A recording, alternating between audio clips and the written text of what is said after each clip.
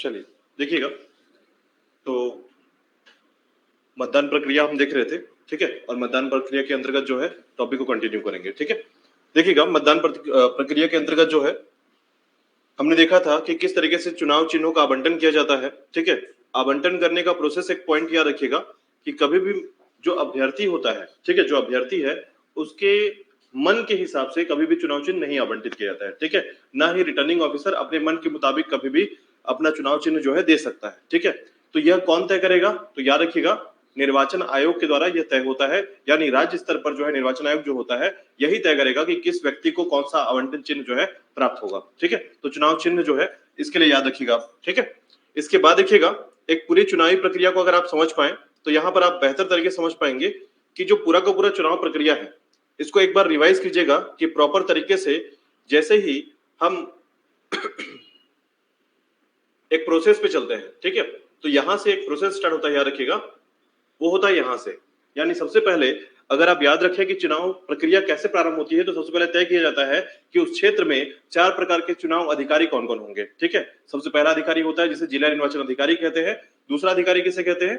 तो returning officer. और तीसरा अधिकारी होता है पीठासीन अधिकारी। और चौथा अधिकारी होता है मतदाता अधिकारी, ठीक है, मतदान अधिकारी, ठीक है। अब इसी के बाद देखिएगा, मतदान अधिकारी के बाद जो है आपको याद रखना है कि इसी प्रक्रिया के बाद सबसे पहले मतदान प्रक्रिया प्रारंभ की जाती है, ठीक है। इस मतदान प्रक्रिया के अंतर्गत जो है अभ्यर्थी का नामांकन फॉर्म भराया जाता है, ठीक है। अभ्यर्थी का नामांकन फॉर्म भरा गया, ठीक है। और किसके तहत भरा था? तो याद रखिएगा, इसके संबंधित परिशिष्ट है जो परिशिष्ट 4 क, 4 ख, 4 ग और 4 घ पे निर्देशित किए गए हैं, ठीक है। इसके बाद देखिएगा, निर्देशन फॉर्म भर दिया गया है, ठीक है। लेकिन इस निर्देशन फॉर्म के तहत याद रखिएगा कि 2 लोग इस निर्देशन फॉर्म को भर सकते हैं, एक व्यक्ति स्वयं जो अभ्यर्थी है, दूसरा प्रस्तावक, ठीक है, याद रखिएगा। और सभी क्रम पर ये जो 4 पद होते हैं, पदाधिकारी होते हैं, याद रखिएगा, इनको एक एक प्रस्तावक की आवश्यकता होती है अगर प्रस्तावक होगा तो, ठीक है। अब इसके बाद देखिएगा, अभ्यर्थी के द्वारा शपथ पत्र जो है प्रस्तुत करना। याद रखिएगा कि ये 4 पदाधिकारियों की बात कर रहे हैं हम लोग, और इन 4 पदाधिकारियों में पंच को यह आवश्यकता नहीं होती है कि वह जो है शपथ पत्र या स्व घोषणा पत्र जो है अपना प्रस्तुत करे, ठीक है। अब उसी के साथ याद रखिएगा, लेकिन सरपंच को यह आवश्यकता होती है, लेकिन याद रखिएगा पूर्व में ऐसा होता था, अभी वर्तमान में ऐसा समाप्त कर दिया गया है, ठीक है। तो यह भी याद रखिएगा कि प्रस्तुत करना आवश्यक होता है, परंतु अभी वर्तमान में क्या किया गया, इसको समाप्त किया गया है। लेकिन पूर्व में पिछले जो 5 वर्ष हुआ जो, उसमें यह जारी था पहले, ठीक है, याद रखिएगा। अब इसके बाद देखिएगा, शपथ पत्र के साथ जो है जमानत राशि जमा करना होता है, ठीक है। और जमानत राशि आपको याद रखना है कि पंचों का जमानत राशि कितना होता है? 50 रुपए, ठीक है। उसी के तहत सरपंच का 1000 रुपए, जनपद सदस्य का 2000 रुपए और जिला सदस्य का 4000 रुपए, ठीक है। और यही अगर आप ध्यान देंगे तो आरक्षित में इनका 50% कम हो जाता है, ठीक है। इसके बाद देखिएगा, अब बात करते हैं जमानत राशि कब वापस करना होता है, ठीक है, वापस कब होगा। तो याद रखिएगा, अगर कोई अभ्यर्थी 1/6 मतदान वैध मतदानों का प्राप्त कर लेता है तो उसे उसकी जमानत राशि वापस कर दी जाती है, ठीक है। उसके अलावा याद रखिएगा कि नामांकन फॉर्म भरने के पश्चात उसकी मृत्यु हो जाती है और वोट नहीं हो पाया है, ठीक है। तीसरा याद रखिएगा, नामांकन फॉर्म भरने के पश्चात अंतिम सूची में अभ्यर्थी का नाम प्रदर्शित नहीं हो रहा है। तो 3 कारण है जिसमें जमानत राशि को क्या किया जाता है? वापस कर दिया जाता है, ठीक है। इसके बाद देखिएगा, पद पर अभ्यर्थी का खड़ा होना, ठीक है। तो याद रखिएगा, अभ्यर्थी किस किस पद पर एक साथ खड़ा हो सकता है, याद रखिएगा, जिसमें याद रखिएगा पंच और सरपंच में खड़ा हो जा सकता है, ठीक है। सरपंच और जनपद सदस्य के साथ, सरपंच, जिला सदस्य, पंच, जनपद सदस्य, पंच, जिला सदस्य और जनपद सदस्य, जिला सदस्य एक साथ पद पर खड़े हो जा सकते हैं। कोई भी एक अभ्यर्थी जो है दोनों पदों पर खड़ा हो सकता है, ठीक है। और याद रखिएगा उसके बाद कि कब कब खड़ा नहीं हो सकता है। तो याद रखिएगा, बस आपको याद रखना है कि 2 जगह पर एक साथ खड़ा नहीं हो सकते, ये याद रखिएगा, ठीक है। जैसे ग्राम पंचायत के अंतर्गत अगर याद रखेंगे 2 वार्ड के अंतर्गत नामांकन नहीं भरा जा सकता है, ठीक है। दूसरे याद रखिएगा, 2 ग्राम पंचायतों में सरपंच के पद के लिए आप खड़े नहीं हो सकते, ठीक है। यानी कि यहां से भी ग्राम पंचायत की खड़ा हो गया आप और दूसरे ग्राम पंचायत से भी, तो नहीं ऐसा कर सकते। 2 निर्वाचन क्षेत्र के लिए जनपद सदस्य और 2 निर्वाचन क्षेत्र के लिए जिला सदस्य, ठीक है। इसके बाद देखिएगा, निर्देशित पत्रों की समीक्षा। निर्देशित पत्रों की समीक्षा का मतलब होता है उसकी जानकारी लेना कि जिस अभ्यर्थी ने प्रॉपर तरीके से, ठीक है, फॉर्म भरा है, ठीक है, उसके तहत उसे क्या क्या जानकारी मिलती है या फिर उससे क्या क्या जानकारी सत्यार्थ के रूप में देखा जा सकता है, ठीक है। ऐसे में देखिएगा कि जैसे ही अभ्यर्थी जब फॉर्म भरा जाता है या नामांकन पत्र भरे जाते हैं, उसके बाद रिटर्निंग ऑफिसर द्वारा क्या किया जाता है, उसका परीक्षण किया जाता है कि वो सभी जानकारी क्या देता है, सही दिया हुआ है नहीं। ठीक है, उसके बाद अब वहां पर कौन कौन उपस्थित होगा, तो याद रखिएगा जैसे ही उस जगह को बुलाया जाएगा तो शर्त रखा जाएगा समय, तारीख और स्थान। ठीक है, और तब जाकर उस व्यक्ति को बुलाया जाएगा जो अभ्यर्थी उस व्यक्ति है, अभ्यर्थी के लिए फॉर्म भरा है जिसने। ठीक है, इसके साथ कौन कौन शामिल होगा, तो उम्मीदवार या प्रस्तावक होगा। ठीक है, याद रखिएगा। और इसी के बाद याद रखिए निर्वाचन अभिकर्ता, जो जो व्यक्ति अभ्यर्थी है वो चुन के लाएगा निर्वाचक अभिकर्ता को, याद रखिएगा, और अपने में से चुनकर लेकर आता है वो। ठीक है, उसके बाद निर्वाचन प्राधिकृत, याद रखिएगा, और यह लिखित में लाया जाता है उम्मीदवार के द्वारा। ठीक है, तो यहां पर दो दो जो चीजें होती हैं, याद रखिएगा, उम्मीदवार खुद लेकर आता है, याद रखिएगा इनको, ताकि इससे सत्यार्थ की जानकारी प्राप्त हो सके। ठीक है, अब देखिएगा यहां से स्टार्ट होता है आपका कि नामांकन फॉर्म अगर अयोग्य घोषित हो जाए तो क्या होगा। ठीक है, तो नामांकन फॉर्म अयोग्य घोषित हो जाता है तो याद रखिएगा इस तरीके से अभ्यर्थी को या उम्मीदवार को जो है अपने वहां से जो है एक तरीके से रिजेक्ट कर दिया जाता है। ठीक है, लेकिन याद रखिएगा फिर इसके बाद क्या होगा, अपील करने की पूरी सत्यार्थ दी जाती है इसको, या टाइम दिया जाता है। ठीक है, तो याद रखिएगा इस तरीके से एक प्रोसेस था जिसमें हमने पढ़ा था कि रिटर्निंग ऑफिसर के द्वारा जो है अब, ठीक है, अयोग्य घोषित कर दे किसी उम्मीदवार को। ठीक है, तो उम्मीदवार को अगर अयोग्य घोषित कर दिया जाता है तो पुनः उम्मीदवार जो है अब अपनी योग्यता को सिद्धार्थ करने के लिए, ठीक है, प्रूफ करने के लिए वो आगे प्रोसेस करना चालू करेगा, अपील करना प्रारंभ करेगा। ठीक है, ऐसे में देखिएगा अपील करने को कहा जाता है। तो याद रखिएगा अब रिटर्निंग ऑफिसर के द्वारा की गई कार्यवाही में याद रखिएगा कि जब भी किसी उम्मीदवार को जो है, ठीक है, ऐसा किया जाए कि वह किसी प्रकार के अयोग्य या पत्र जो है अयोग्य भरा गया है या फिर किसी प्रकार से उसे अयोग्यता घोषित की जाती है, उसके संबंध में याद रखिएगा कि उसका खंडन अभ्यर्थी के द्वारा किए जाने के द्वारा ही आगे जाकर जो रिटर्निंग ऑफिसर होगा उसको समय देगा आगे के लिए चुनाव में फिर से शामिल होने के लिए। ठीक है, इसके बाद याद रखिएगा आरओ जो है यानी रिटर्निंग ऑफिसर नामांकन पत्र को स्वीकार या अस्वीकार करने का निर्णय जो है स्वयं के पास रखता है। याद रखिएगा यदि रिटर्निंग ऑफिसर द्वारा अस्वीकार कर लिया जाता है तो याद रखिएगा उसे जानकारी देना होगा कि उसने अस्वीकार क्यों किया है इस फॉर्म को। ठीक है, या अभ्यर्थी को। ठीक है, अब इसी के बाद देखिएगा इसी के विरुद्ध रिटर्निंग ऑफिसर के बाहर जो है, याद रखिएगा रिटर्निंग ऑफिसर जो है अपने कार्यालय के बाहर उस अयोग्यता के बारे में जो जानकारी लिख कर देता है कार्यालय के बाहर चस्पा करके रखेगा। अब इसी के विरुद्ध क्या किया जाएगा, अपील किया जाएगा। याद रखिए किसके द्वारा, उम्मीदवार के द्वारा। ठीक है, तो उम्मीदवार कहां करेगा, यदि पंच होगा तो अनुविभागीय अधिकारी के सामने। ठीक है, सरपंच होगा तो यह भी अनुविभागीय अधिकारी के सामने, लेकिन जनपद सदस्य होगा तो कलेक्टर के पास और जिला सदस्य होगा तो संचालक के पास। याद रखिएगा। ठीक है, गलत तरीके से नामंजूर करने पर याद रखिएगा उसे पुनः वैध घोषित कर दिया जाता है यहां से, और जैसे ही यहां से किया जाएगा इसका रिटर्निंग ऑफिसर के पास पुनः जो है इसका फॉर्म पहुंच जाता है। याद रखिएगा। ठीक है, तो पुनरीक्षण अधिकारी के द्वारा जो है नाम वापस लेने की तिथि के 2 बजे तक संपूर्ण मामले कार्यवाही पूर्ण कर दी जाती है। ठीक है, ताकि ऐसा ना हो कि बाद में अगर डेट आगे बढ़ गया तो दिक्कत आ जाएगी, उम्मीदवार जो है सत्यार्थ में रहे यानी सही रहे परंतु रिटर्निंग ऑफिसर की कुछ गलतियों के कारण जो है उसे अस्वीकार कर दिया गया हो तो। ठीक है, अब यहां से आता है अभ्यर्थी स्वयं चाहता है कि मैं अपना नाम वापस ले लूं। ठीक है, तो आवेदन पत्र भरा जाएगा किसके द्वारा, 2 लोगों के द्वारा, अभ्यर्थी या प्रस्तावक। ठीक है, याद रखिएगा ऐसे में किसको दिया जाएगा आवेदन पत्र, रिटर्निंग ऑफिसर को। याद रखिएगा स्वयं या प्रस्तावक के द्वारा जो है लिखित में निर्वाचन अधिकारी अभिकर्ता जो संबंधित जो होगा उसे क्या करेगा, वो जारी करेगा। ठीक है, कब तक, तो नामांकन पत्र समीक्षा परिणाम घोषित करने के तिथि तक। याद रखिएगा नियत की गई तिथि जो होगी वहां तक वो जो क्या कर सकता है, अपना अभ्यर्थी द्वारा जो है नाम वापस लिया जा सकता है। ठीक है, जनरली ये 3 दिन होता है, याद रखिएगा।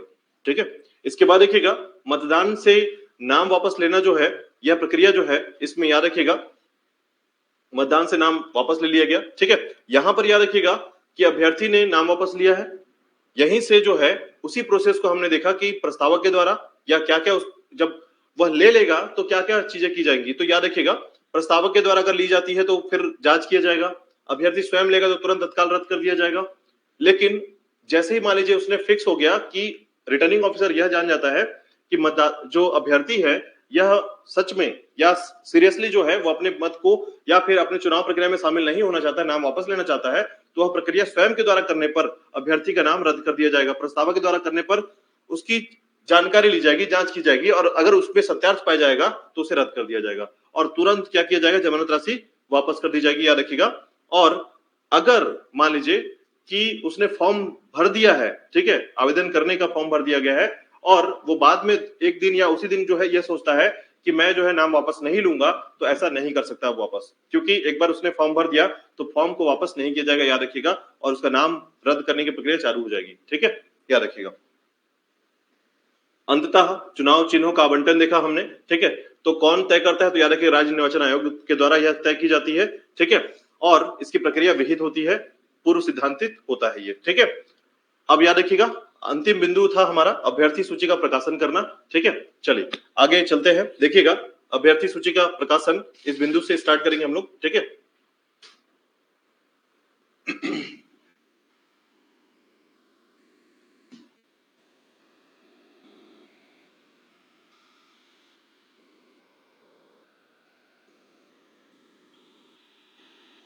अभ्यर्थी सूची का प्रकाशन करना। ठीक है, देखिएगा अभ्यर्थी सूची या मतदान के लिए हम यहाँ पर प्रोसेस करेंगे। ठीक है, तो एक तरीके से ऐसा समझिएगा, ठीक है, कि अभ्यर्थी सूची या निर्वाचन सूची का जो प्रकाशन है ये कैसे आवंटित किया जाता है। ठीक है, प्रकाशन कैसे होता है, लेकिन याद रखिएगा इस पूरे प्रोसेस को ना एक तरीके से आपको टाइम टू टाइम प्रॉपर तरीके से याद रखना होगा। ठीक है, क्योंकि अभी जितने भी प्रक्रिया हम पढ़ेंगे 2 दिन तक और हम इस प्रक्रिया को पढ़ेंगे, जिसमें हम लोग पूरा का पूरा निर्वाचन प्रक्रिया को पढ़ रहे हैं। ठीक है, और इसी निर्वाचन प्रक्रिया को एक बार समझ गए आप तो सभी सिस्टम के लिए पूरा प्रॉपर कॉमन यही होता है। ठीक है, चलिए देखिएगा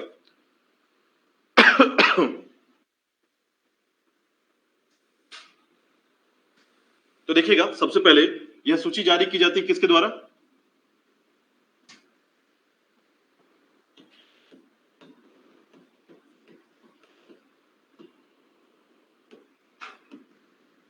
रिटर्निंग ऑफिसर के द्वारा। ठीक है, तो सबसे पहले याद रखिएगा कि इस सूची का जो प्रकाशन होता है या अभ्यर्थियों को जो है जैसे ही प्रतीक चिन्ह का आवंटन किया जाता है, याद रखिएगा उसी के बाद तुरंत जो है, ठीक है, कार्यालय के बाहर जो है, याद रखिएगा, ठीक है, यानी इस प्रोसेस के अंतर्गत आप याद रख सकते हैं कि जैसे ही अभ्यर्थियों को, ठीक है, आवंटन की जाती है, क्या चुनाव चिन्ह आवंटित किया जाता है, उसी के बाद याद रखिएगा रिटर्निंग ऑफिसर के द्वारा कार्यालय के बाहर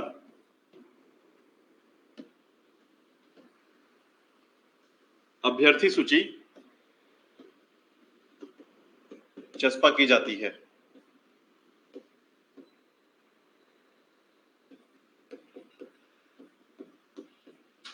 ठीक है, तो अभ्यर्थी सूची जो है इस समय प्रोसेस की जाता है, याद रखिएगा कार्यालय के बाहर चिपका कर जो है, ठीक है,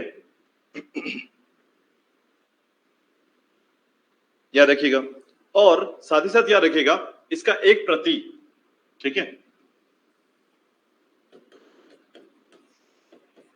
किसको दी जाएगा, अभ्यर्थियों को दी जाता है।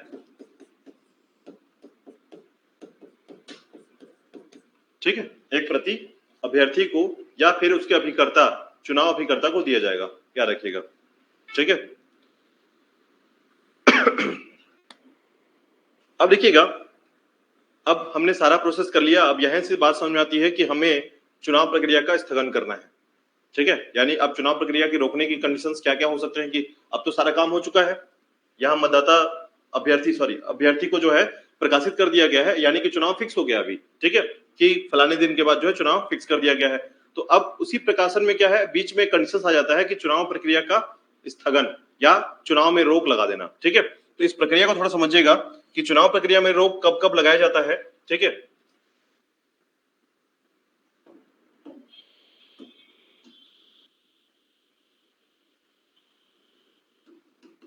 चुनाव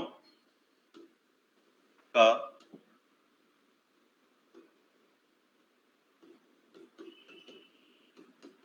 स्थगन, ठीक है, निर्वाचन या चुनाव का स्थगन, याद रखिएगा इसके 3 कारण मुख्यतः होते हैं, लेकिन सामान्यतः 2 कारण देखने को मिलता है, याद रखिएगा।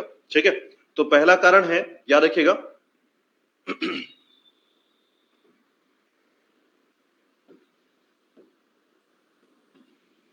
अभ्यर्थियों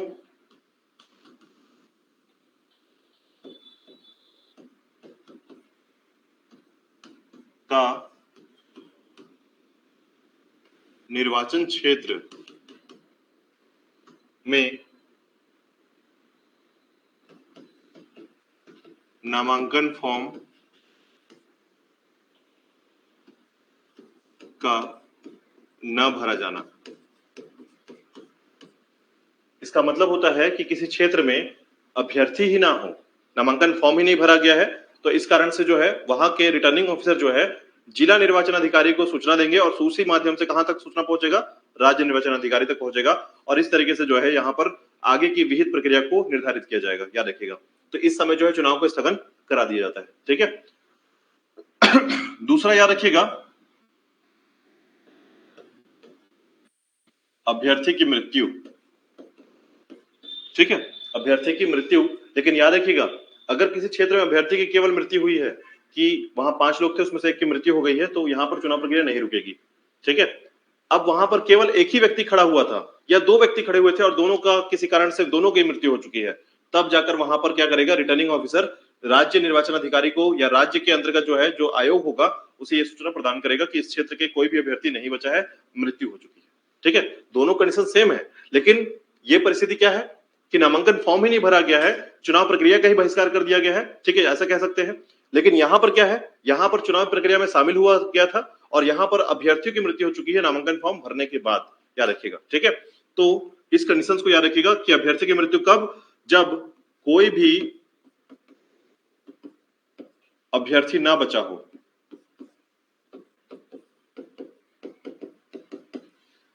ठीक है। तो कोई भी अभ्यर्थी ना बचा हो तब के कंडीशंस में याद रखिएगा, ठीक है। अब तीसरा कंडीशंस क्या होता है, तीसरा सबसे महत्वपूर्ण कंडीशन है, याद रखिएगा, इसको आप समझ सकते हैं कि यदि मान लीजिए जो निर्वाचन क्षेत्र है, इस निर्वाचन क्षेत्र में आरक्षित वर्ग का, यह निर्वाचन क्षेत्र है और ये किस क्षेत्र का होना चाहिए, आरक्षित वर्ग का क्षेत्र है, लेकिन आरक्षित वर्ग का कोई भी कैंडिडेट ना हो,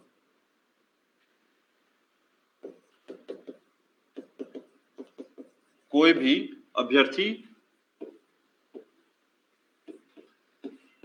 ना हो, तो यहां पर भी क्या किया जाएगा, रिटर्निंग ऑफिसर के द्वारा जो है यहां पर सूचना दी जाएगी राज्य निर्वाचन आयोग को, ठीक है, याद रखिएगा। नहीं नहीं, ऐसा नहीं कर सकते, याद रखिएगा। यानी अगर किसी चीजों को तय किया गया है यहाँ पर, ठीक है, और कोई भी उस आरक्षित वर्ग का खड़ा ही नहीं हुआ वहां पर, तो ऐसा में याद रखिएगा राज्य निर्वाचन आयोग जो विहित प्रक्रिया है फिर वो उसको प्रारंभ करेगा, ठीक है। लेकिन यहाँ पर पहले क्या होगा, निर्वाचन स्थगन हो जाएगा, याद रखिएगा। ये 3 महत्वपूर्ण प्रक्रिया है, ठीक है, ये 3 महत्वपूर्ण प्रक्रिया है, याद रखिएगा, ठीक है।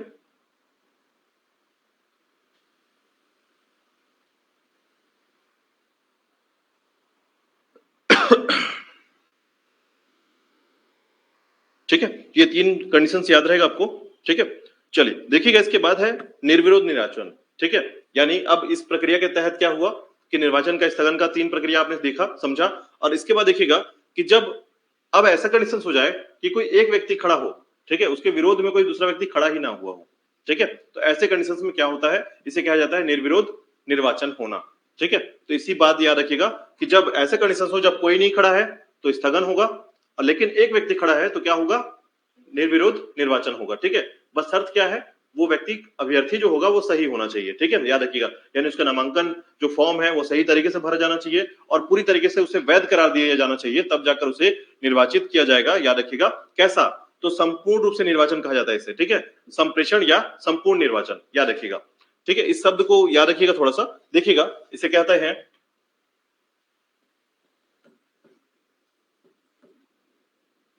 निर्विरोध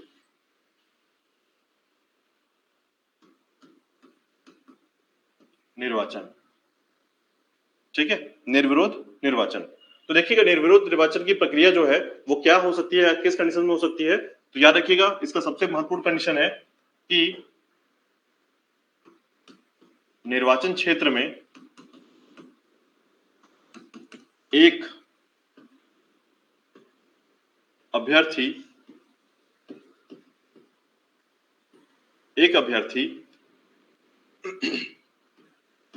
जो कि वैध नामांकन प्रक्रिया के तहत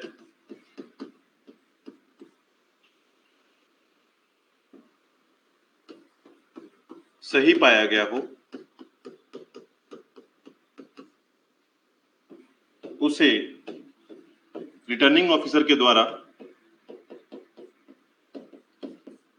उस क्षेत्र में उस क्षेत्र में जो है, ठीक है,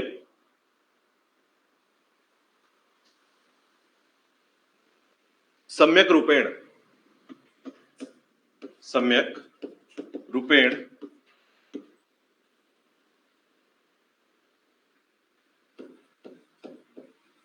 निर्विरोध निर्वाचित कर लिया जाएगा तथा इसकी सूचना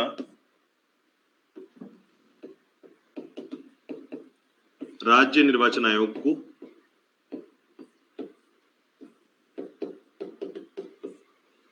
दे दी जाएगी। ठीक है, तो इसे कहा जाता है, याद रखिएगा, निर्विरोध चुनना या निर्विरोध निर्वाचित करना। ठीक है,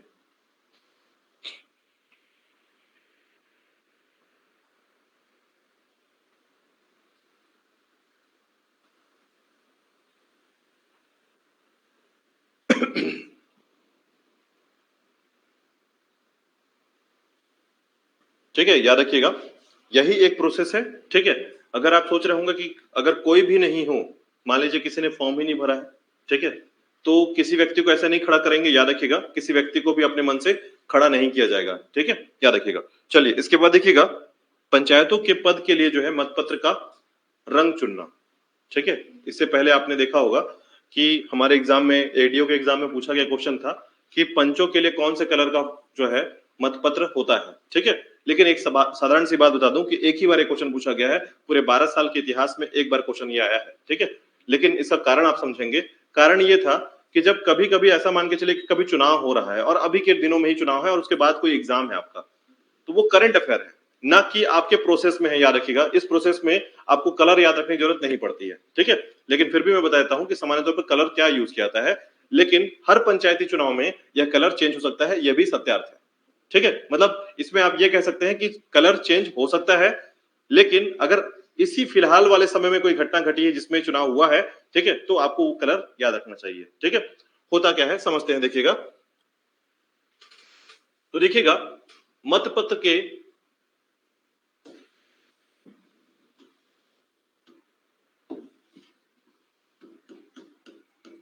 मतपत्र का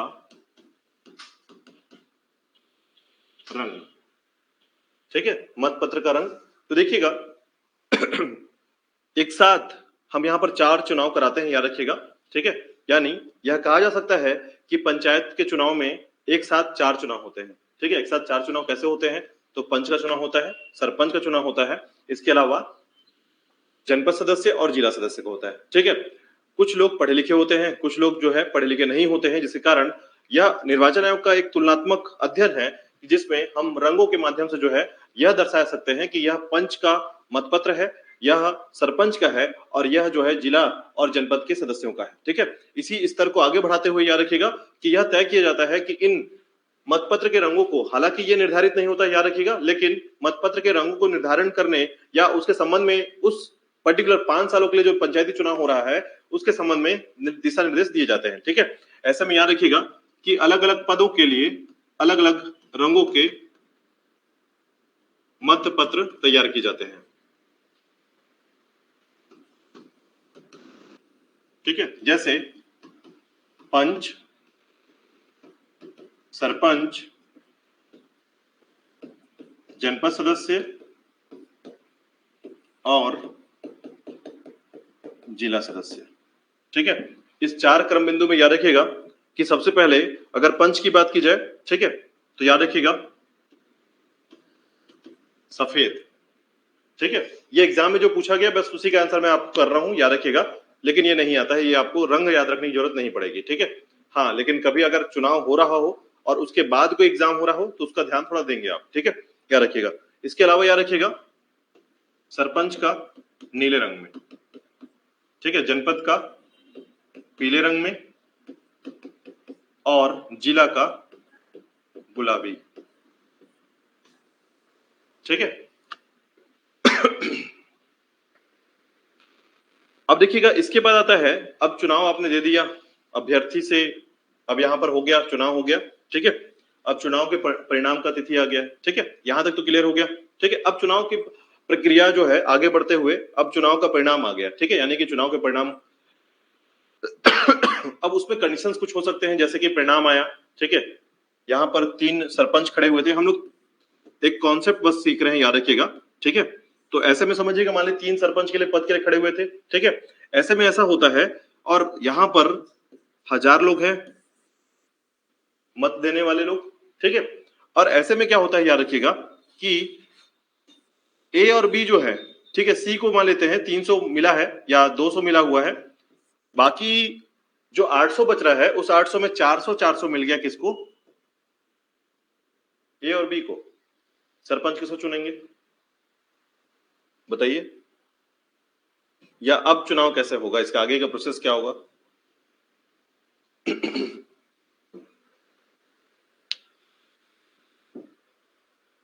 बताइए आपका दिमाग कहां तक जा सकता है, मैं सोचना चाहूंगा, जानना चाहूंगा एक्चुअल में कि अगर ऐसा होता है, कंडीशन समझ में आ रहा है, मत हो चुका है, पूरी तरीके से निर्वाचित हो चुके हैं, ठीक है, मतदान हो चुका है, और इस मतदान के द्वारा यह पता चलता है कि जितना भी वैध मत था उन दो लोगों के मध्य क्या हुआ है, बराबरी हो गया है, ठीक है। तो बराबरी हो गया है, एक तो बाहर निकल गया, सी वाला बाहर निकल गया, उसका कोई इश्यू नहीं है, ठीक है। लेकिन ए और बी के मध्य क्या हुआ है, जो मतदान हुआ उसमें मतदाताओं के द्वारा जो है बराबरी, यानी कि बराबर तरीके से वोट दे दिया गया। ऐसे में किसको सरपंच का चुनाव में हम सरपंच घोषित करेंगे, क्या कंडीशन होना चाहिए?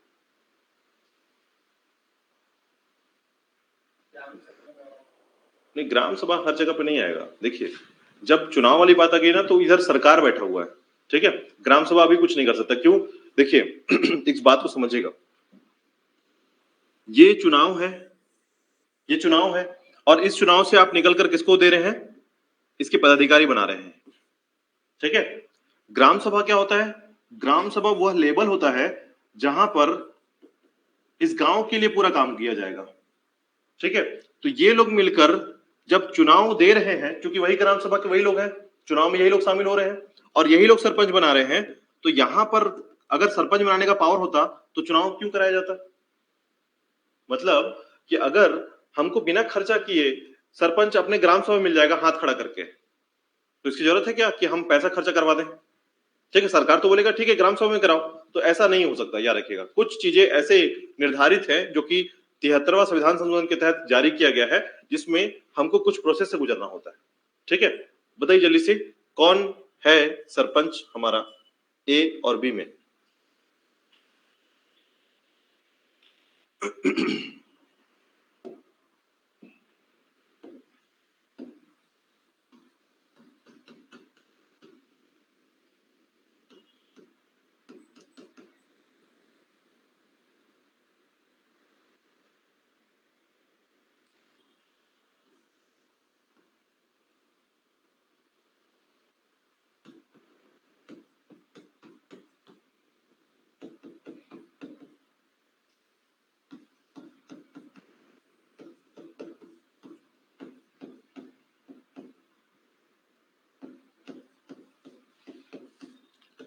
ये तो पहला कंडीशन हो गया कि बहुमत के द्वारा पदाधिकारी का चुनाव या निर्वाचन कर दिया गया, ठीक है। दूसरा कंडीशन क्या हो गया कि मतों की बराबरी होने पर, ठीक है, मतों की बराबरी होने पर। ऐसे में याद रखिएगा, अब यहां पर कार्यभार फिर से बढ़ जाएगा किसका, रिटर्निंग ऑफिसर का, ठीक है। अब रिटर्निंग ऑफिसर यह बात तय करेगा कि किस तरीके से जो है, ठीक है, ये वाला जो प्रोसेस है इसको पहुंचा दिया जाएगा कहां तक, सूचना से राज्य निर्वाचन आयोग,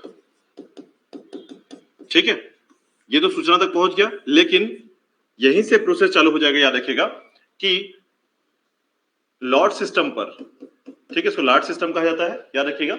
दोनों मताधिकारी जो मत होंगे, ठीक है, यानी अभ्यर्थी होंगे, उनके संबंध में याद रखिएगा कि लॉट निकाला जाएगा और यह तय किया जाएगा कि यह लॉट क्या होगा, एक प्रकार का मत होगा, ठीक है। जो भी जीतेगा इसमें उसको एक प्रकार का वोट मिल रहा है, याद रखिएगा, लॉट सिस्टम पर, ठीक है। तो आरओ के द्वारा या रिटर्निंग ऑफिसर के द्वारा लॉट प्रणाली के तहत, याद रखिएगा फिर से, ठीक है, एक मत के लिए वोट कराया जाएगा, या फिर हम लॉटरी कह सकते हैं इसको, ठीक है। तो लॉटरी निकाली जाएगी और उसी लॉटरी के तहत जो है यह तय कर दिया जाएगा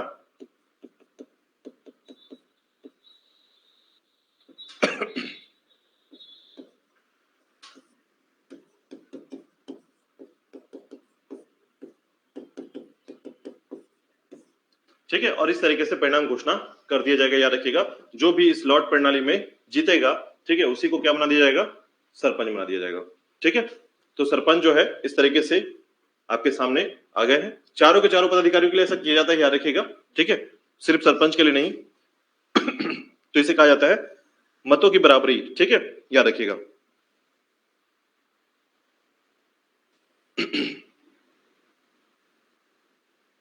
अब देखिएगा, इन सभी प्रोसेस के तहत क्या होगा, मान लीजिए कि किसी ग्राम पंचायत या किसी जिला पंचायत या किसी जनपद पंचायत के अंतर्गत कुछ गलतियां हो गई हैं, कुछ अंक गणितीय गलतियां, जो हो सकता है रिटर्निंग ऑफिसर से हो जाए, पीठासीन अधिकारी से हो जाए, किसी से भी हो सकता है। समझिए बात को कि एक पूरा प्रोसेस हो रहा है, एक ग्राम पंचायत के लिए हो रहा है, एक जिला पंचायत के लिए हो रहा है, जनपद के लिए हो रहा है, ठीक है। इस स्तर में याद रखिएगा कि अगर कभी भी ऐसी कोई गलती हो चुकी है, गलती हुई है, ठीक है, तो उसे सुधारने के लिए भी 15 दिन मिलता है, याद रखिएगा, ये प्रोसेस फैक्ट है। ठीक है, तो कौन गलती को सुधारेगा इसके बारे में है, तो देखिएगा, इसे कहा जाता है जिला निर्वाचन अधिकारी के द्वारा। ठीक है, तो देखिएगा,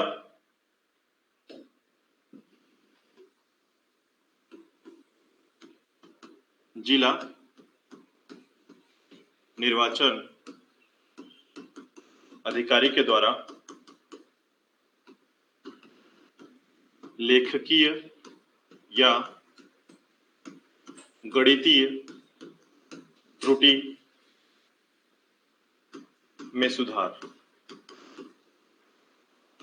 कितने दिनों के अंदर, 15 दिन के अंदर, याद रखिएगा। ठीक है, यह सुधार कर सकता है। ठीक है, कहने का मतलब यह है कि पता चला कि ए नाम का व्यक्ति सरपंच बना, लेकिन जब गणितीय सुधार हुआ तो पता चला बी नाम का व्यक्ति सरपंच बन गया। ऐसा भी सुधार हो सकता है, याद रखिएगा। ठीक है, इसीलिए आपने नोटिस किया होगा कि कभी कभी मतदाताओं जो मतगणना होती है वो 2-3 बार हो जाती है।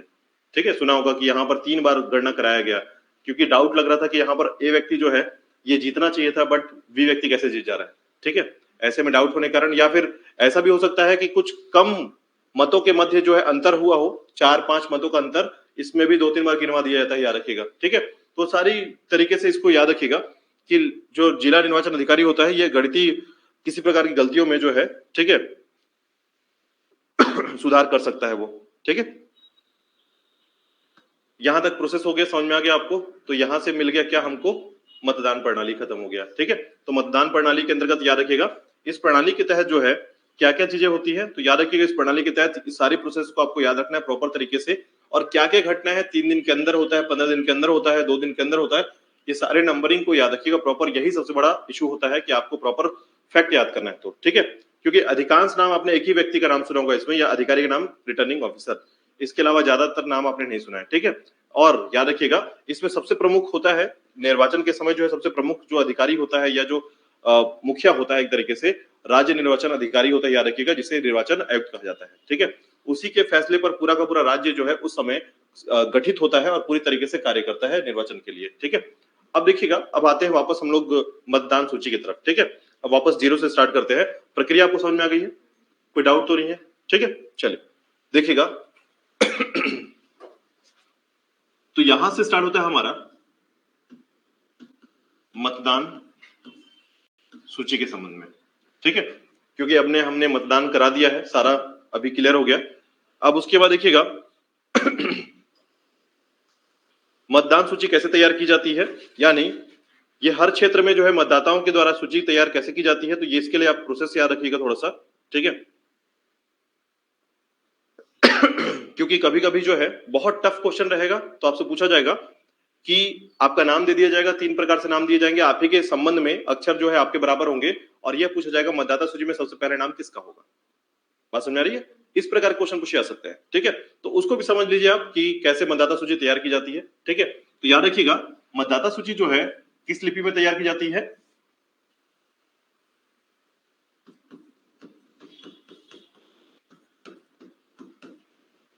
देवनागरी लिपि में। ठीक है। देवनागरी लिपि में जो है मतदाता सूची तैयार की जाती है। ठीक है, तीनों स्तरों के लिए याद रखिएगा। यानी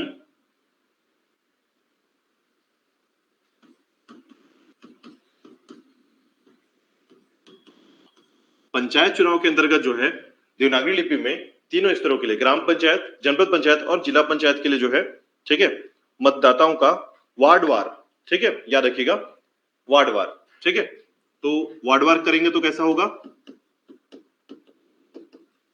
ग्राम पंचायत में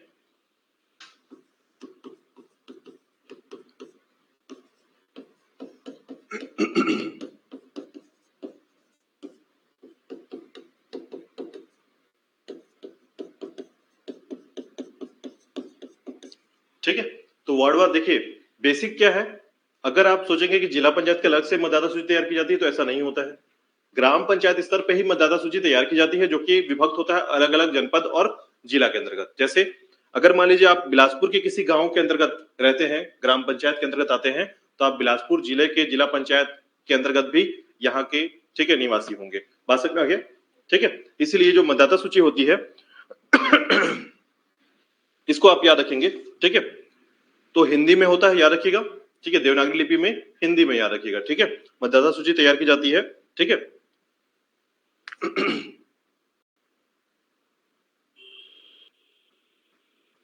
अब देखिएगा कौन करता है, ये भी आप याद रखेंगे। ठीक है, तो ये वाला हिस्सा हो गया ग्राम पंचायत के लिए।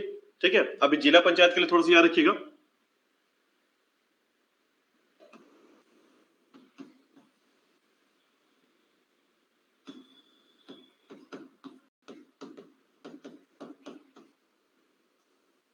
तो तीनों स्तरों पर होता है, याद रखिएगा, लेकिन याद रखिएगा यही नाम है जो ग्राम पंचायत के स्तर पर है, इसी को आगे बढ़ाया जाता है, याद रखिएगा। ठीक है, ऐसे में देखिएगा जब जिले में यह कराया जाता है तो किसके द्वारा कराया जाता है, तो याद रखिएगा ग्राम पंचायत का तो मतदाता जो सूची तैयार होता है वो ग्राम पंचायत स्तर पर होता है। ठीक है, और जिले पंचायत के लिए जो स्तर होता है, याद रखिएगा, उसमें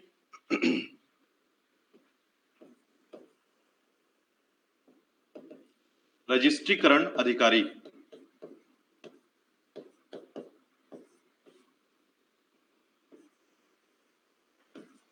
के द्वारा राज्य सरकार के परामर्श पर,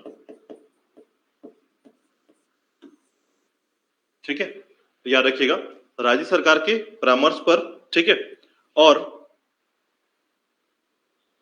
इसमें जो है आयोग भी शामिल होगा। ठीक है, निर्वाचन आयोग, याद रखिएगा निर्वाचन आयोग भी शामिल होता है। ठीक है, क्योंकि जो मतदाता सूची होता है वो कौन तैयार करता है, आयोग ही तैयार करता है। ठीक है, लेकिन राज्य सरकार के परामर्श के साथ करता है, याद रखिएगा।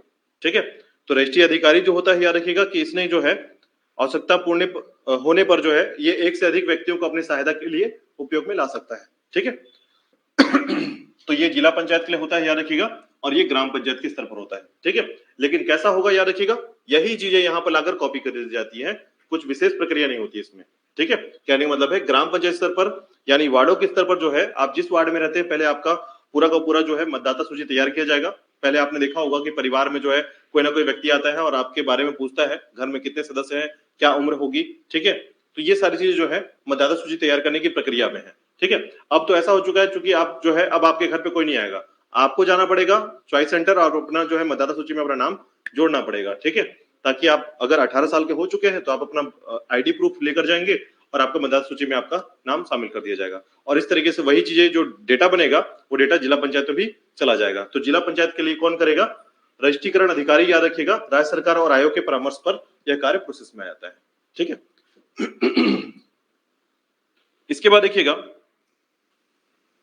अब दावे और आपत्ति। ठीक है, यानी ऐसे समय जब मतदाता सूची तैयार हो चुका है, ठीक है, और इसमें जो है कुछ लोगों के द्वारा जो है या मतदाताओं के द्वारा जो है दावा या आपत्ति घोषित किया जाए, उस समय कंडीशन को थोड़ा समझेंगे कि मतदाता सूची तैयार होने के बाद क्या क्या प्रक्रिया होती है, यानी कि हम इसे लिखेंगे मतदाता सूची के बनने के बाद की प्रक्रिया। ठीक है, देखिएगा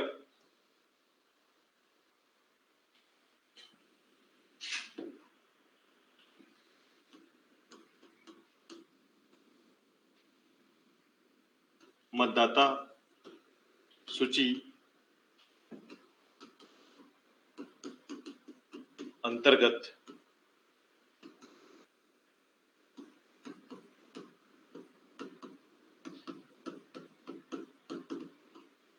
दावा व आपत्तियां।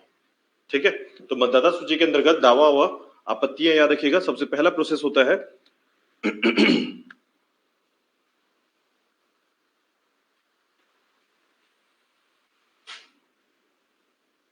ठीक है, तो अब देखिएगा ये कुछ इस तरीके का है, चूंकि मतदाता सूची पूरी तरीके से तैयार हो चुका है, यहीं से तैयार हो चुका है। ठीक है, तो याद रखिएगा सबसे पहला जो है इस कंडीशंस में कि जो रजिस्ट्रीकरण अधिकारी होता है,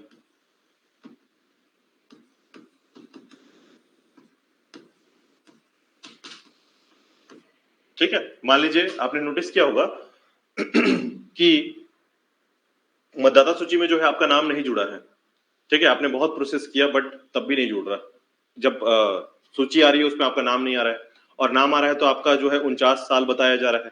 ठीक है, कुछ भी गलतियां हो सकती हैं ऐसा, तो उसके लिए आपको क्या करना पड़ेगा, दावा लगाना पड़ेगा कि मेरा जो है उम्र इतना नहीं है। ठीक है, जितना आपने लिख दिया है, या फिर किसी और के पुत्र के नाम पर किसी और का पुत्र हो गया है। ठीक है, मतलब ऐसी गलतियां बहुत सारी होती हैं। कभी कभी आपको किसी और का परिवार का सदस्य बना दिया जाता है, आपके पिता का नाम कुछ और कर दिया जाता है, बहुत सारी ऐसी गलतियां होती है। इन्हीं को हम कहते हैं दावा और आपत्तियां, याद रखिएगा। ठीक है, तो रजिस्ट्रीकरण अधिकारी के द्वारा मतदान सूची तैयार होने के पश्चात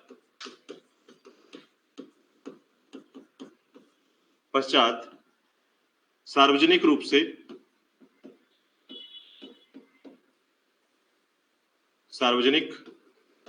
रूप से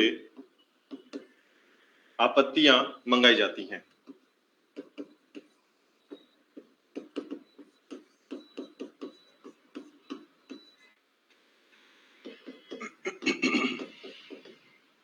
सार्वजनिक रूप से आपत्तियां मंगाई जाती हैं किसके द्वारा, रजिस्ट्रीकरण अधिकारी के द्वारा। ठीक है,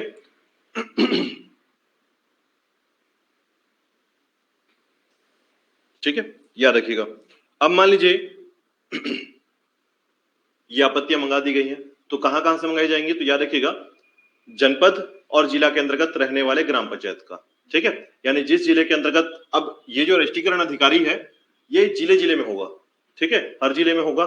तो ऐसे में याद रखिएगा मेरे जिले का जो क्षेत्र होगा, मैं उसके लिए केवल आपत्ति या दावा जो होगा उसके लिए मैं मंगाऊंगा कि किसी को कोई दिक्कत है या किसी प्रकार का आपत्ति है, तो आप क्या करें, मेरे सामने लाकर आवेदन प्रस्तुत करें। ठीक है, तो आवेदन प्रस्तुत करना होता है याद रखिएगा आपत्ति का और दावा का।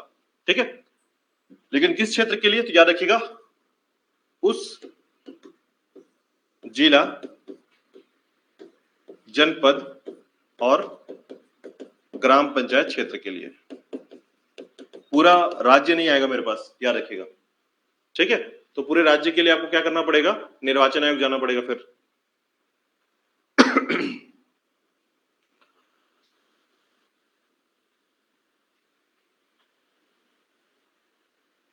ठीक है, अब मतदाता सूची आ चुका है, यहां से बनकर तैयार हो गया।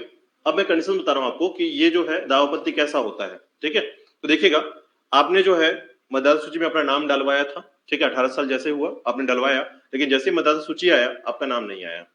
ठीक है, तो अब इसके लिए भी एक प्रोसेस है कि अगर मतदाता सूची में नाम नहीं आया है तो क्या करेंगे आप, देखिए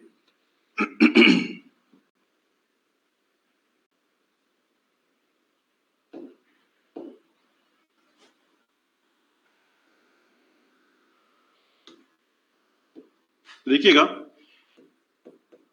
मतदाता सूची में नाम प्रदर्शित ना होना, तो ऐसे में याद रखिएगा इसका एक सबसे अच्छा तरीका क्या है 5 दिन के अंदर ही, ठीक है, 5 दिन के अंदर ही आपको क्या करना पड़ेगा, दावा आपत्ति लगा देना होगा कि हमारा जो है 18 साल पूरा हो चुका है, उसके बावजूद जो है मतदाता सूची में नाम नहीं आया है। 5 दिन के अंदर, याद रखिएगा, क्योंकि 5 दिन तक ही ये निःशुल्क है। ठीक है, 5 दिन के बाद 6वें दिन करेंगे तो पैसा आपको पे करना पड़ेगा एक्स्ट्रा काम के लिए। ठीक है, तो याद रखिएगा 5 दिन के भीतर निःशुल्क रूप से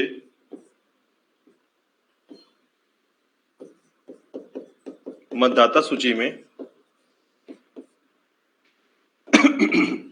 नाम जोड़ दिया जाता है, और 5 दिन के बाद क्या किया जाएगा, फीस लगेगा। ठीक है, ये बात याद रखिएगा, 5 दिन के बाद ठीक है, निर्धारित फीस प्रति व्यक्ति भुगतान की जाती है। ठीक है,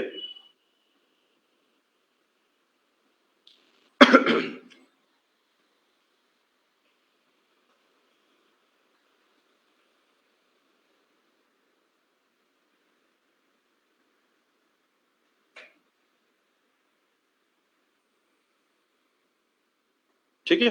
अब इसी प्रोसेस को याद रखिएगा कि ये प्रोसेस कैसा होता है, यानी कि मतदाता सूची में आपको जाना है, वहां पर नाम जोड़ना है, या फिर आप किसी अलग परिवार के सदस्य बन चुके हैं उसको हटाना है, बहुत सारी चीजें, मतलब जो भी आप समझे इसको एक शब्द में कह सकते हैं कि होने वाली त्रुटि को ठीक करना।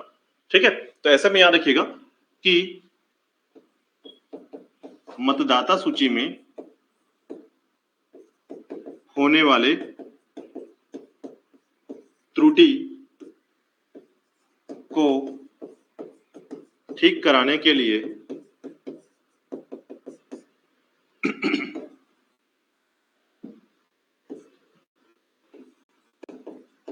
आवेदन प्रस्तुत करना होता है। आवेदन प्रस्तुत करना होता है, तब जाकर जो है आपकी बातें यहां पर सुनी जाती हैं, याद रखिएगा। ठीक है, किसके सामने? तो याद रखिएगा यह जो प्रस्तुत होगा, ठीक है, रजिस्ट्रीकरण अधिकारी के सामने होगा। ठीक है,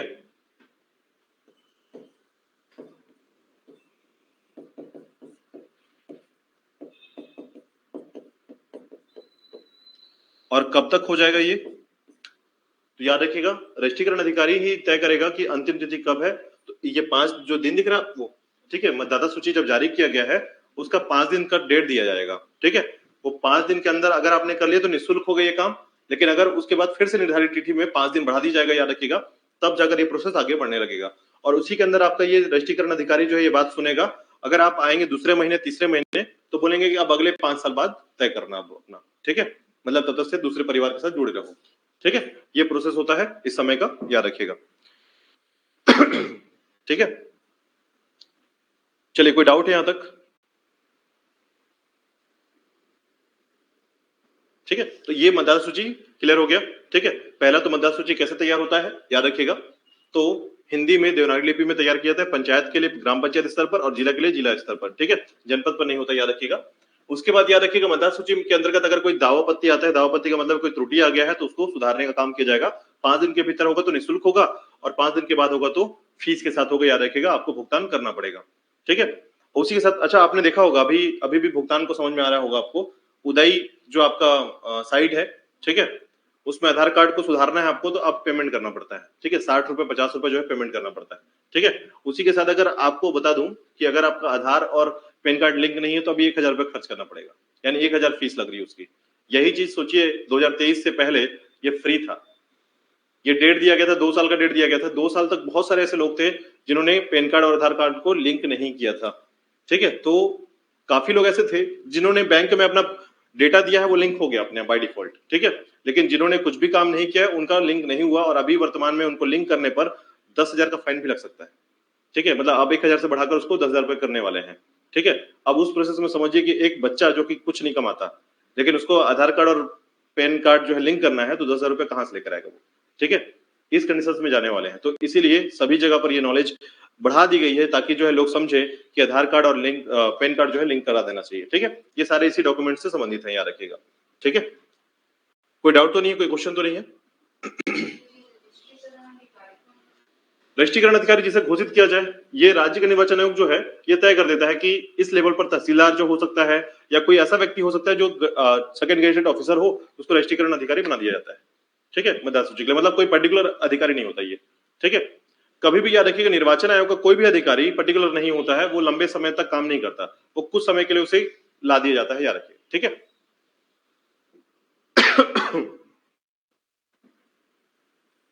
चलिए इसके बाद देखिएगा तो दावा और आपके आपत्ति को निपटारा कर दिया गया।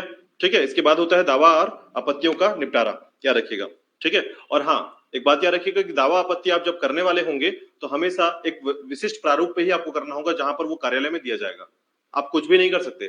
ठीक है, ऐसा नहीं कि एप्लीकेशन एक पूरा कागज में लिख दिया और बताया कि ये नाम ऐसा है, ऐसा नहीं कर सकते। आपको प्रॉपर प्रारूप में ही उस आवेदन को भरना होगा और आवेदन को भरने के बाद क्या त्रुटि हुई है उस पर टिक मार्क करना होगा। जैसे उसमें लिखा रहेगा 1 से 10 तक के शर्त लिखे होंगे कि अगर आपका नाम निर्दिष्ट नहीं है तो 1 पर टिक लगाएं, ठीक है। नाम कहीं गलत जगह पे जुड़ गया है तो 2 पर, उम्र गलत हो गया 3 पर, ठीक है, पिता का नाम चेंज हो गया 4 पर। इस तरीके से प्रारूप होता है, ठीक है। उस प्रारूप के तहत आपको टिक करके उसको वहां पर संज्ञान देना है और साथ ही साथ देना है क्या, उस डॉक्यूमेंट को जो उसके साथ उसको जो प्रूफ होगा, ठीक है, सत्यार्थ करने के लिए उसको भी आपको साथ में देना पड़ेगा, ठीक है। और इस तरीके से आपका दावा आपत्ति का निपटारा कर दिया जाता है, ठीक है। अब देखिएगा इसके बाद आता है इसके बाद प्रोसेस होता है, याद रखिएगा कि जो भी दावापत्ति होता है इसके के लिए जो निरीक्षण किया जाता है, ठीक है। इस निरीक्षण को मैं प्रॉपर तरीके से डिटेल में नहीं बता रहा हूं, बस याद रखिएगा कि रजिस्ट्रीकरण अधिकारी जो है जैसे ही दावापत्ति आपको प्राप्त होता है, ठीक है, रजिस्ट्रीकरण अधिकारी को वो क्या करता है, अब उसके लिए निरीक्षण करना प्रारंभ करेगा और निरीक्षण करने के साथ ही जो है याद रखिएगा सभी दावापत्तियों को अगर सत्यार्थ पाया जाता है तो उसको फिर से सुधार कर मतदाता सूची को फिर से एक बार रिप्लेस करेगा, ठीक है, याद रखिएगा। चलिए इसके बाद देखिएगा मतदाता सूची का अंतिम रूप, ठीक है। यानी अब मतदाता सूची जो है दावापत्ति के बाद निकल कर आ चुका है। मतदाता सूची का अंतिम रूप, ठीक है, मतदाता सूची का अंतिम रूप याद रखिएगा।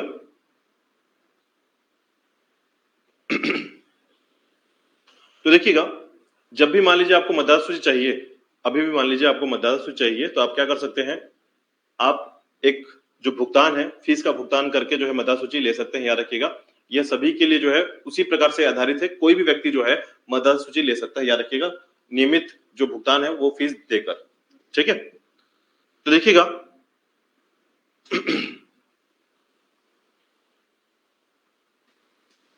जब रजिस्ट्रीकरण अधिकारी को यह पता चल जाता है कि अब जो है किसी प्रकार का सुधार नहीं करना है तो यह जो है मतदाता सूची प्रकाशित करता है, ठीक है। कंडीशन याद रखिएगा, जब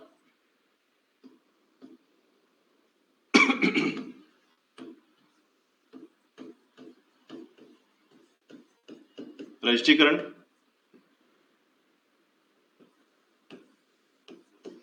अधिकारी को ज्ञात हो कि मतदाता सूची में परिवर्तन नहीं करना है, तो ये कैसे ज्ञात होगा इसको, तो याद रखिएगा ये ज्ञात होने का तरीका एक ही है कि यह दिए गए निर्देश के अनुसार तिथि तय कर देगा कि इस दिन के बाद अगर आपने मतदाता सूची के संबंध में कोई भी चीज दिया तो चेंज नहीं होगा, ठीक है। तो नियमित या नियत तिथि के बाद जो है मतदाता सूची में कोई परिवर्तन नहीं किया जाता है, याद रखिएगा। ठीक है।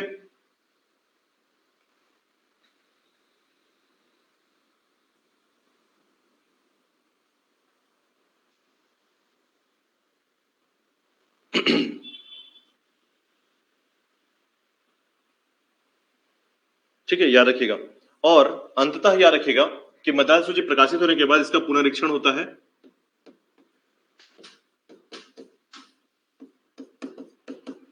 पुनरीक्षण होगा और पुनरीक्षण के बाद याद रखिएगा ये फाइनल मान लिया जाएगा, ठीक है। एक बार फिर से इसको रिवर्स तौर पर जो है फिर से देखा जाता है कि प्रकाशित जो मतदाता सूची है ये कहां कहां जाएगा। याद रखिएगा ये जितने भी ग्रामीण क्षेत्र हैं, स्वशासन इकाइयां हैं, जैसे कि ग्राम पंचायत, जनपद पंचायत, जिला पंचायत, नगरीय प्रशासन इकाइयां, ये सभी जगहों पर प्रकाशित की जाती है, याद रखिएगा, ठीक है। और सभी जगह पर ये जाता है, ठीक है। उसके बाद जो है निर्वाचन अधिकारी के द्वारा याद रखिएगा, ठीक है। या अगर कभी भी निर्वाचन होने वाला हो, जैसे मान लीजिए अभी उप निर्वाचन हो रहा है, निर्वाचन हो रहा है, उस समय जो है इसमें फिर से क्या किया जाएगा, एक बार पुनरीक्षण किया जाएगा, ठीक है, कि जो भी चीजें हैं कोई छूटा तो नहीं है, तो अगर छूटा है तो उसको जोड़ लिया जाए, ठीक है। याद रखिएगा निर्वाचन से पहले ही ये काम ज्यादातर होता है, याद रखिएगा, और इसी को कहा जाता है पुनरीक्षण करना, ठीक है। चलिए अब देखिएगा अभिकर्ताओं की बात कर लें, निर्वाचन अभिकर्ता है, ठीक है। देखिएगा निर्वाचन अभिकर्ता क्या होता है, तो याद रखिएगा इसमें अभिकर्ता जो होते हैं ये सामान्य तौर पर अभ्यर्थियों के लिए कारगर होते हैं, ठीक है। जैसे कि आपने नोटिस किया होगा जब आप चुनाव में जाते हैं वोट वोट दिया होगा कभी, या फिर साथ में कभी गए होंगे, ठीक है। तो आपने देखा होगा कि जब आप इंटर करते हैं तो चार एक सीढ़ी लगाकर ऐसा बैठा हुआ होते हैं, 4-5 लोग अलग अलग पार्टी के लोग होते हैं, ठीक है। उनको अभिकर्ता कहा जाता है, याद रखिएगा, ठीक है। मतलब वो जैसे ही आप जाएंगे तो आपको एक पर्ची देंगे वो, ठीक है। और पर्ची को आप अंदर लेकर जाएंगे तो आपका नाम लिखा रहेगा, वार्ड क्रमांक लिखा रहेगा, आपका एड्रेस रहेगा वो, कि आप उस क्षेत्र के निवासी हैं। उस क्षेत्र को आप जैसे ही अंदर जाएंगे तो आपका एक पीठासीन अधिकारी वहां बैठा होगा, या फिर कुछ ऐसे अधिकारी बैठे हुए होंगे जो कि आपका निर्वाचन को पूर्ण कराने के लिए काम करते होंगे, ठीक है। वो आपसे पर्ची लेंगे, ठीक है। 3 लोग बैठे होंगे, उसमें से एक पर्ची लेगा और एक बड़ी सी किताब खोलेगा और किताब में आपका नाम काट देगा कि आपने वोट दे दिया, इस तरीके से, ठीक है। फिर थर्ड नंबर पे जाएंगे तो आपके हाथ पर एक नीली स्याही लगा दिया जाएगा और बोला जाएगा कि जाके मशीन में बटन दबा दीजिए, या फिर पर्ची आपको दे दिया जाएगा और पर्ची में एक छप्पा लगा दीजिए और जाकर जो आपका बॉक्स है उसमें डाल दीजिए इसको, ठीक है। ये प्रोसेस है। इसी प्रोसेस के अंतर्गत याद रखिएगा, अभ्यर्थियों की सहायता के लिए, ठीक है, मतदान अभिकर्ता चुना जाता है। अब देखिए जो मतदान अभिकर्ता है वो कहां कहां पर काम कर रहे हैं, तो एक तो काम आपको समझ में आ गया, ठीक है। क्योंकि पीठासीन अधिकारी एक ही होता है, एक मतदान केंद्र में एक पीठासीन अधिकारी है। अब ऐसे में वो सब काम कर सके ऐसा तो पॉसिबल नहीं है। इसलिए क्या किया जाता है कि यहाँ पर अब बात आती है गणना की, जब अब मान लीजिए परिणाम आने वाला है, ठीक है। अब किसी क्षेत्र में परिणाम की बात आ रही है तो ऐसे में गणना करना है और शाम तक ही रिजल्ट बताना है। एक व्यक्ति गणना कर पाएगा क्या, दिक्कत होगी उसको, ठीक है। और एक व्यक्ति जब बैठा रहेगा तो वो कुछ भी गणना कर सकता है। ऐसी स्थिति में याद रखिएगा कि जो मतदान अभिकर्ता होते हैं या अभ्यर्थियों की सहायता के लिए जो अभ्यर्थी के अभिकर्ता होते हैं, इनको चुना जाता है, ठीक है। इनके बारे में समझिएगा, क्योंकि मतदान सूची आपने समझा। इसी के बाद सेकंड नंबर पर आता है, याद रखिएगा, जिसे कहा जाता है मतदान अभिकर्ता।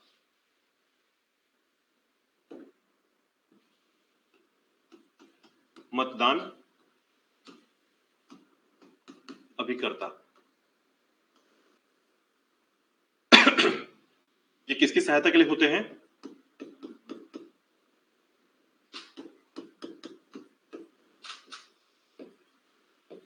अभ्यर्थी की सहायता के लिए होते हैं। याद रखिएगा, क्या काम करते हैं, मतदान प्रक्रिया में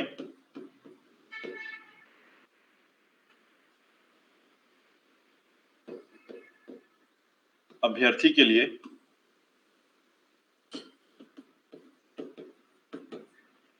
कार्य और मतदान गणना,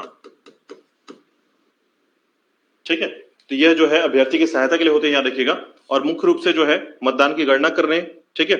और उसके अलावा याद रखिएगा मतदान अभिकर्ता, ठीक है। तो ऐसे में देखिएगा कुल कितने लोग, इनको क्या क्या नाम से जाना जाता है, सभी अभिकर्ता है, याद रखिएगा, ठीक है। सभी का नाम क्या है, अभिकर्ता कॉमन रहेंगे, लेकिन इन अभिकर्ताओं का नाम जोड़ दिया जाता है, किसी का गणना अभिकर्ता, निर्वाचन अभिकर्ता, ठीक है, और मतदान अभिकर्ता। तो इस तरीके से 3 नाम आते हैं, याद रखिएगा। इन सभी का काम एक ही तरीके का है, बस इनके नाम अलग अलग होते हैं, ठीक है। एक होता है निर्वाचन अभिकर्ता, दूसरा होता है मतदान अभिकर्ता, और तीसरा होता है गणना अभिकर्ता, ठीक है। तो मतदान प्रक्रियाओं को कार्य करने को और मतदान गणना करने को, ठीक है। तो इस तरीके से याद रखिएगा कि मतदान प्रक्रियाओं को पूरी तरीके से कार्य करने के लिए याद रखिएगा नियुक्त किया जाता है। और इस नियुक्ति के आधार क्या होता है, तो याद रखिएगा मुख्य रूप से इस तीनों की नियुक्ति का जो आधार होता है, ठीक है।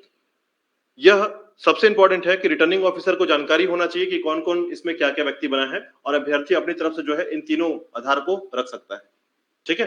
बात समझ में आ रही है। अगर मान लीजिए आप अभ्यर्थी हैं तो आप किसी भी अपने विश्वास पात्र व्यक्ति को जो है इन तीनों में से तीनों को बना सकते हैं, याद रखिएगा, ठीक है। लेकिन आपको अपना वो इन्फॉर्म जो है किसको करना पड़ेगा, रिटर्निंग ऑफिसर को, ठीक है। नियुक्ति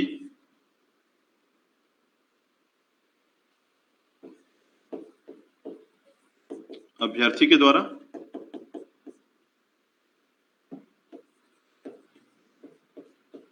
सूचना रिटर्निंग ऑफिसर को,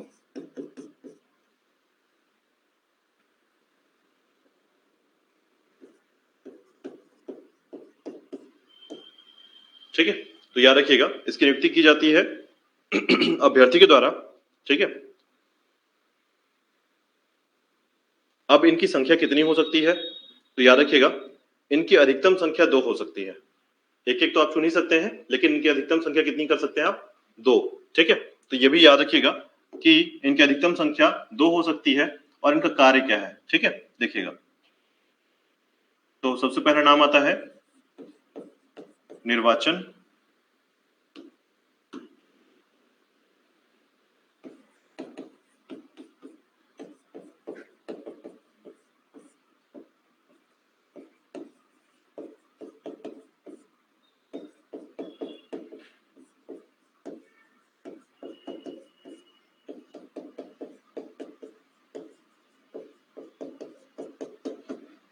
निर्वाचन अभिकर्ता, मतदान अभिकर्ता और गणना अभिकर्ता। ठीक है, निर्वाचन अभिकर्ता का सामान्य सा कार्य होता है, याद रखिएगा।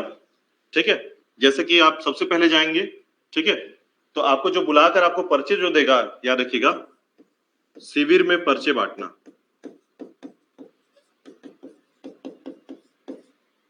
ठीक है, शिविर में पर्चे बांटने का कार्य किया जाता है किसके द्वारा? निर्वाचन अभिकर्ता के द्वारा।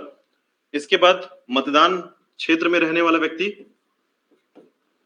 मतदान स्थल पर रहने वाला व्यक्ति होगा। ये काउंट करता है कि कौन कौन ने वोट दिया और कौन कौन। अच्छा, आपने सुना होगा कि इस बार जो है वोट का प्रतिशत 64% रहा, बाकी कहां गया? तो ये कौन बताता है, कैसे पता चलता है? हाँ, ये अभिकर्ता होते हैं जो काउंट करते हैं बैठ करके कि अगर ये इस एरिया में 100 लोग हैं जो वोट देने वाले लोग हैं, लेकिन उसमें से 64 लोग ही आए थे वोट देने, बाकी लोग तो आए ही नहीं, तो उनका नंबर काउंट करेंगे कि कितने कितने लोग आए थे और किस परिवार से कितने लोग वोट दिए हैं। ठीक है, तभी तो ये बोल पाते हैं ना कि ये जो समाज है इसने पूरा 100% वोट दिया, ये समाज में से 30% लोग वोट नहीं दे पाए।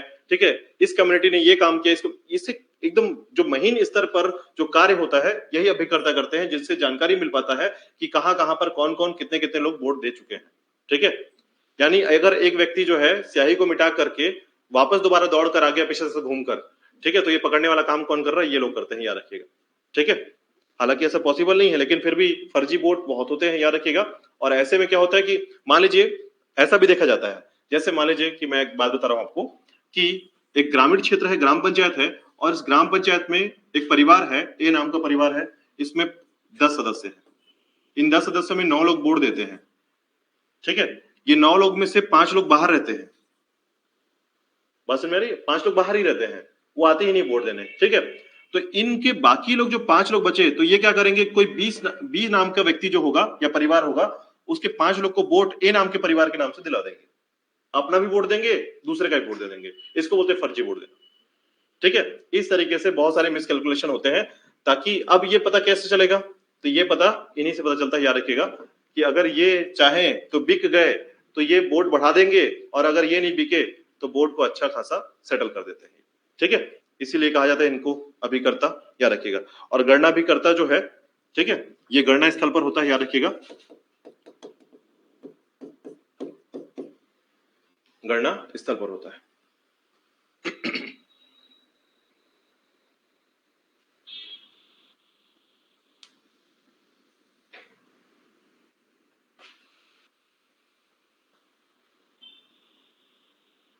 ठीक है, अब चलिए चुनाव प्रचार के बारे में बताइए मुझे कि चुनाव प्रचार जो है कितने दिनों तक की जा सकती है?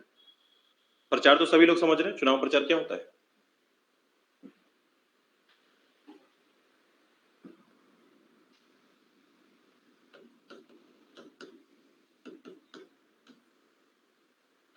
बताइए, चुनाव प्रचार कैसे होता है? हम्म, नहीं, चुनाव प्रचार का सीधा सा एक कॉन्सेप्ट है कि जब आप जो है चुनाव का प्रचार कर दें। ठीक है, कहने का मतलब है कि जब आप किसी अभ्यर्थी के तौर पर खड़े हों और आप लोगों तक पहुंचना चाहें कि मुझे वोट देकर जो है भारी मतों से विजयी बनाएं, और उसके बाद जो है आप देखें कि मैं क्या करता हूं आपके लिए। ठीक है, इसे कहते हैं कंप्लीट तरीके से चुनाव प्रचार। ठीक है, तो चुनाव प्रचार का एक प्रक्रिया होता है, आप हर दिन चुनाव प्रचार नहीं कर सकते। ठीक है, तो चुनाव प्रचार की जो प्रक्रिया होती है, इसको तय करना होता है कि कितने दिन में आपको चुनाव प्रचार करना है, कब आपको मतलब मीडिया के माध्यम से आप चुनाव प्रचार कर सकते हैं, कब आप पैदल चुनाव प्रचार कर सकते हैं, कब आप लाउड स्पीकर का प्रयोग कर सकते हैं, और चुनाव प्रचार में कितना पैसा खर्च कर सकते हैं, और ये सभी नियम बनाए गए हैं इसमें, ठीक है। तो चुनाव प्रचार के लिए देखिएगा, सबसे पहले तो याद रखिएगा कि अधिसूचना जारी होने के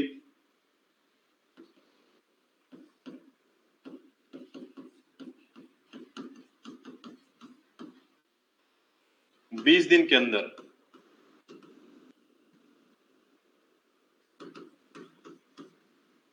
ठीक है, अधिसूचना जो भी जारी होता है आयोग के द्वारा, उसके बाद 20 दिन के अंदर जो है, ठीक है, ये की जा सकती है, ठीक है। आप इसको अंदर की जगह पर तक लिख लीजिएगा, 20 दिनों तक ये प्रोसेस चलता है, 20 दिनों तक, ठीक है। वही मतलब है, अंदर या तक का कॉन्सेप्ट यही होता है, ठीक है।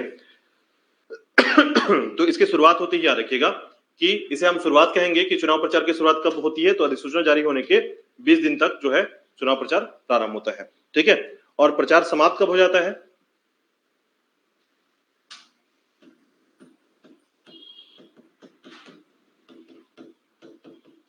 तो याद रखिएगा चुनाव के एक दिन पहले कितने बजे, 5:30 शाम तक, ठीक है। इसका मतलब है, मान लीजिए कि अगर एग्जाम्पल के तौर पर मान लीजिए 15 अप्रैल को चुनाव है, ठीक है, तो 13 अप्रैल के 5:30 तक चुनाव प्रचार समाप्त हो जाना चाहिए, ठीक है, एक दिन पहले, याद रखिएगा, ठीक है। जैसे मतलब जिस दिन चुनाव उसको काउंट नहीं करेंगे, एक दिन यानी कि 14 तारीख और उससे पहले 13 तारीख के 5:30 पे, ठीक है। तो इसे कहते हैं हम लोग चुनाव प्रचार का समाप्त हो जाना, ठीक है। तो ये याद रखिएगा 5:30 पे, ठीक है। इसके बाद देखिएगा चुनाव प्रचार के लिए वाहन, ठीक है, चुनाव प्रचार के लिए वाहन, ठीक है, चुनाव प्रचार के लिए वाहन का प्रयोग करना। तो याद रखिएगा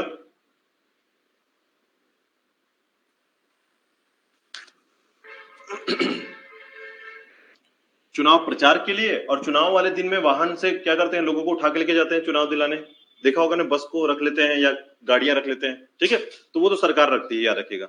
सरकार उन क्षेत्र को, जो दुर्गामी क्षेत्र हैं, जहां पर प्रॉपर तरीके से जो है मतदान केंद्र को बहुत दूर रखा गया है, ठीक है, ऐसी स्थिति में वो क्या करती है, बसों को, गाड़ियों को, 4 व्हीलर को रख लेती है अपने पास, ठीक है। लेकिन जो अभ्यर्थी है वह भी क्या कर सकता है, तो वह भी जो है, याद रखिएगा, कुछ वाहनों को अपने पास रख सकता है या वाहन का प्रयोग कर सकता है, ठीक है। तो कितने वाहन, 1 से 2 वाहन का प्रयोग, लेकिन याद रखिएगा ऐसा होता नहीं है। 1 से 2 वाहन का मतलब समझते हैं, इसका मतलब कि 2 गाड़ी बस, ठीक है, लेकिन ऐसा होता नहीं है, 15 गाड़ी से कम नहीं यूज करते वो लोग, ठीक है। ये एकदम सिंपल सी बात है कि हमारी कुछ जो कमियां है ना, जो सरकार और जो हमारा आयोग है उसकी जो कमियां हैं, उस कमियों से छिप कर ये काम करते हैं, ठीक है। हमेशा बोला जाता है कि अगर आप चुनाव के लिए, मत के लिए खड़े हुए हैं, अभ्यर्थी हैं, तो आप 2 लाख रुपए खर्च करेंगे, 2 करोड़ रुपए से ज्यादा खर्च कर डालते हैं ये लोग, ठीक है, और फिर उसी की वसूली करते हैं फिर जीतने के बाद। तो इसका प्रोसेस क्या हुआ, प्रोसेस हुआ कि नेगेटिव मार्किंग कहां से आया, यही कारण है, ठीक है। क्योंकि हम भी चुनाव जब देते हैं, वोट देते हैं, तो हम भी सोचते हैं कि हमारे लिए क्या कर रहा है, हमको कौन हरी नोट देने वाला है, कौन गुलाबी नोट देने वाला है, कौन लैपटॉप पहुंचा रहा है, कौन साड़ी पहुंचा रहा है, तो हम उसी को वोट देते हैं।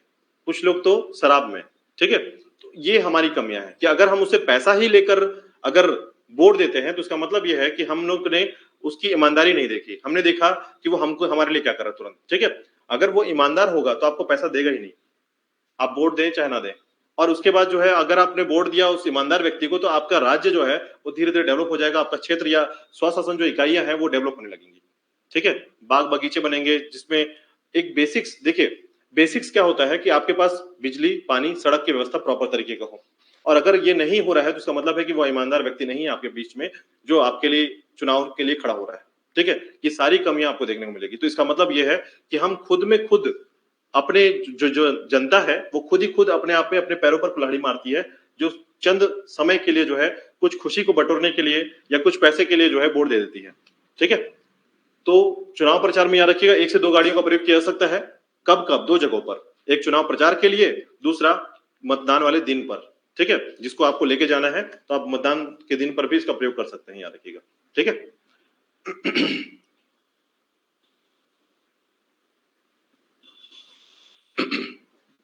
ठीक है, तो अगर आपको वाहन को लेकर जाना है तो आपको इसका रजिस्ट्री कराना पड़ेगा, याद रखिएगा। वाहन के लिए आप ऐसा नहीं कि चोंगा लगा के घूम रहे हैं, वाहन का कुछ अता पता नहीं है, आपको वाहन का रजिस्ट्रीकरण कराना पड़ेगा, याद रखिए। किसके पास? वाहन का रजिस्ट्री किसके पास? रजिस्ट्रीकरण अधिकारी के पास, जिस वाहन का उपयोग आप करना चाहते हैं, ठीक है, ताकि आपका वाहन जो है कहीं भी चले तो कोई पकड़े मत।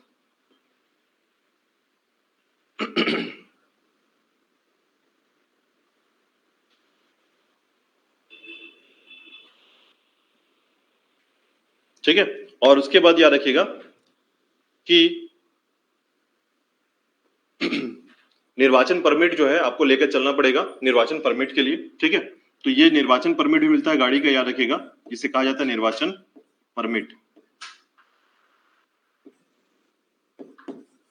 और ये परमिट कौन देता है? तो याद रखिएगा, रिटर्निंग ऑफिसर, ठीक है। तो ये दो प्रोसेस याद रखिएगा।